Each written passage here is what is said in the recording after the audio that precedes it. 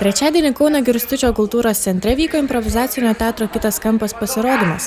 Atėję į improvizacinio teatro nesurežisuotą spektaklį, žiūrovai nepamatė to, ką jau buvo matę jų spektakliuose ir interneto puslapiuose, nes kiekvieną kartą vyksta vis kitoks pasirodymas, kurio atkartoti neįmanoma. Nėra sukurtos pjesės, nėra režisieriaus ar išmoktas mintinai tekstas. Prieš pasirodymus niekada nevyksta repeticijos.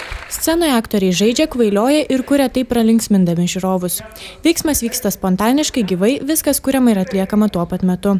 Susirinkusiai yra daugiausiai jaunimas arba vyresnio amžiaus, tačiau jaunos sielos žmonės, kurie nesulaiko juoko, verkia, trumpam sustabdo kvėpavimą ar net iš siaubo sustingsta laukdami kulminacijos. Scenos aktoriai traukia susirinkusius žiūrovus, todėl emocijos užkrečiamos. Jos iš aktorių persiduoda žiūrovams, o iš žiūrovų aktoriams.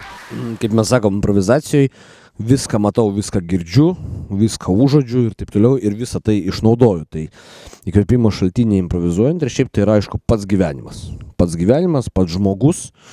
Va tai ir, man atrodo, yra didžiausia inspiracija, didžiausias įkvėpimas. Bent jau man, nežinau, man įdomus žmogus ir gyvenimas su jo įvairiom formom, su formom teisingom, neteisingom, iškreiptom arba labai simetriškom. Va pats gyvenimas ir žmogus gyvenime.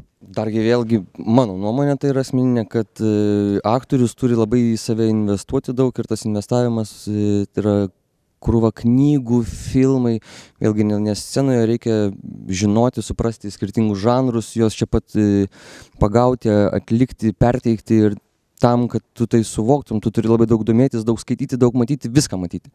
Net kas yra ir blogai ir kas yra gerai. Tai man tai yra vienas iš tokių dalykų, tai knygos, atsakau, filmai, muzika, vėlgi, labai įvairiai skirtinga.